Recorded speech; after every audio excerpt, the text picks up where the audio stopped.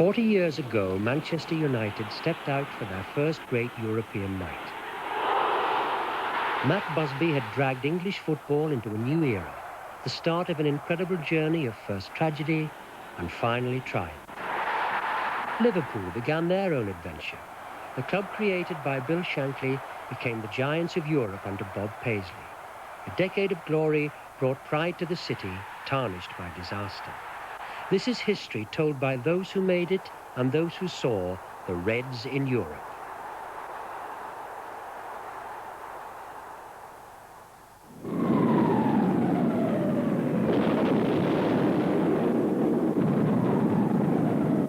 In one of the fiercest raids of the German blitzkrieg on Britain, a storm of bombs wreaked havoc in this proud city. It was not an easy assignment. The ground had been blitzed. They had an overdraft at the bank. What is more, I had no experience as a manager. All I had, apart from playing experience, were certain ideas as to what a manager should do, faith in those ideas, and faith in the future of the club. Busby's big idea was to create a family at the club. There would be no divisions. The players would respect Matt, and he would respect them.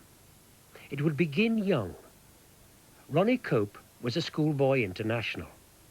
I was playing on the local playing fields one night, and my sister came up and said, "You've got to come home." Dad said so. And I got home, and there was this little Austin 7 outside the house with thousands of kids around it. And I'd never seen a car in our street, you see. And I went in, and Sir Matt Busby was there, and my dad said, "You're signing for Manchester United." And I just couldn't believe it. But Manchester United had this great reputation, and they were good at the job. Jimmy Murphy, you know, they were really good coaches, and individual coaching. That's what I got at Manchester United when I first started when I was 15. They would take me away to the side and explain things about how the game was won and how to get the best out of your team, how to get the best out of yourself. And that's what was at Manchester United that wasn't at other clubs, really. In the past, players waited years before getting a shot at the big time. Now it was different. If you were good enough, you were old enough. The press dubbed them the Busby Babes. Outside left, David Pegg is on the move straight from the restart. Then tries again.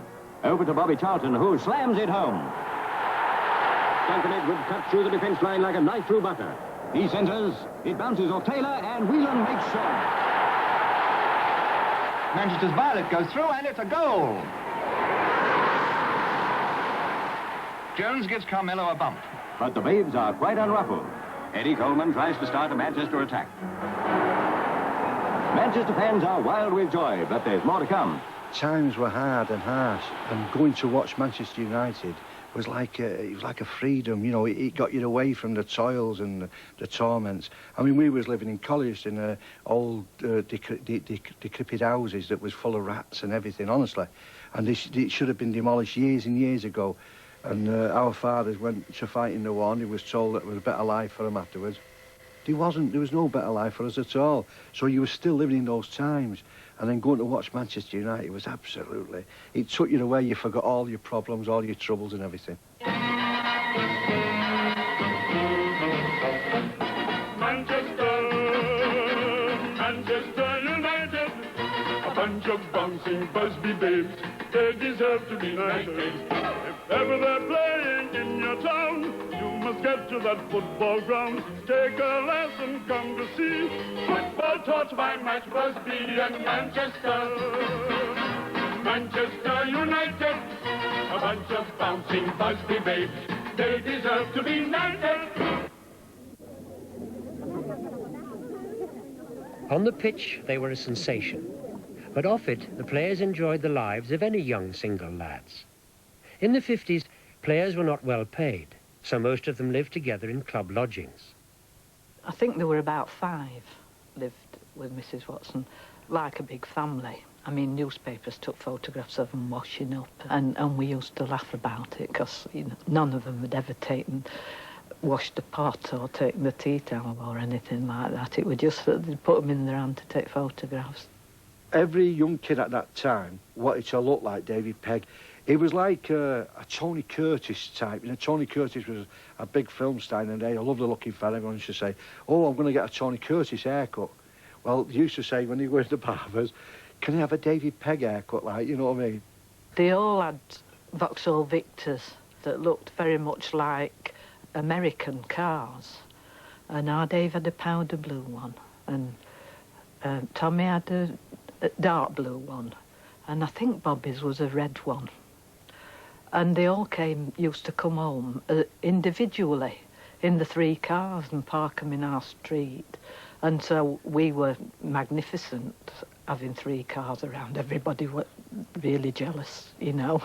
They used to come on a Saturday after the game and go to the local dance and do the best they could to pick up any of the birds that were around, you know. Actually, they were quite successful most of the time. But David Pegg was cultured. He did things that we all tried to do but couldn't do. And he looked like what we all wanted to look like. And he used to pull all the girls, and we used to see him in the plaza here, and everyone would say, oh, look at that big-headed swine, he's messing about with all these girls, you got all the girls, we can't.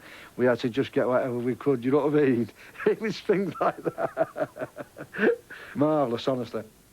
There might have been only a few years between all of them, but like a boys' club, the younger ones knew who was boss. Mark Jones was the one we'd respect because he told us how to behave. And he smoked a pipe, we couldn't believe it. And he was only 23. And we used to see them walking in town when we were getting the all-night bus from Piccadilly. There'd be Bobby Charlton, Eddie Coleman, myself, at the bus stop there, and we'd see them and we'd duck out of the way because they were a bit older than us and perhaps we shouldn't have been out, even though they were only 21 or 22 themselves. I'll never forget the first time we went to the pictures. I thought from courtesy, I thought very thrilled that they'd asked me to go to the pictures with them, and we went to the Gaumont in Manchester on Oxford Street. And I was quite flattered that they'd asked me to go because they were first-team players. So I offered to pay for the tickets. I didn't realise how much they were, you know. And my whole wages went one night to the pictures. But I didn't care. They were good pals, good pals.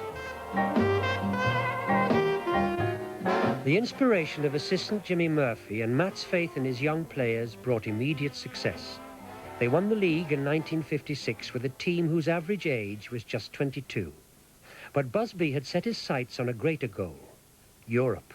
The Hungarian champions Honvéd challenge Wolverhampton Wanderers at the Molyneux Ground, Wolverhampton. Now they're off on the raid that brings the first incident of the match. Budai, number 7, and Flowers give chase. The ball wraps Flowers' hand and referee Griffiths awards a free kick to Hungary. Puskas takes the kick and Coxis heads it home. 2-0 is the half-time score. Kovacs obstructs Hancock's in the penalty area. A penalty, says the ref. 2-1, and Wolves are coming back with a vengeance. Now out to the left wing. 2-all. 2 minutes later, and Smith races down the left wing. Then he makes a perfect pass to Swinburne, who cracks in his second goal. Wolves have licked the greatest club side in the world. It was only a friendly, but the victory had the press crowing about English football supremacy. A French journalist, Gabriel Annaud, suggested a European Cup as a true test. The great Real Madrid duly won the first trophy in 1955, but no English club took part. Chelsea had declined their invitation after pressure from Alan Hardacre and the Football League. The Football League at that time was run by people like Eurosceptics. They couldn't see any point. As far as they were concerned, the best footballers in the world were English, and the best team in the world was English. And it just wasn't true. Busby had seen the future, and it was abroad. He was determined to take United into Europe the following season, and the FA supported him. In particular, the England manager. How important do you think it is to our international future? I think this is tremendously important. It's giving us the opportunity of playing in a competition, not just friendlies, against European opposition. This, I figure, is important. There's different styles, different techniques, and our players have got to get used to this. The league was unmoved. They argued that the European Cup would interfere with United's domestic commitments.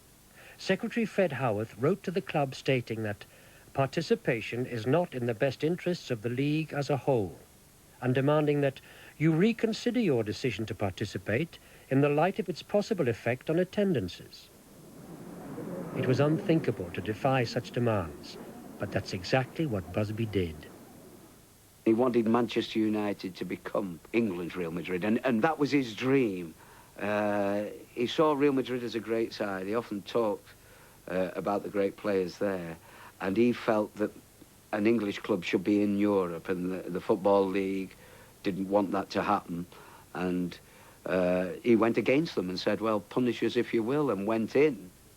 And Europe would bring other rewards. Busby always gave you the impression of being a soft touch, but when it mattered, he wasn't. He was a hard man. And I think it suddenly dawned on them that this could be a cask of gold.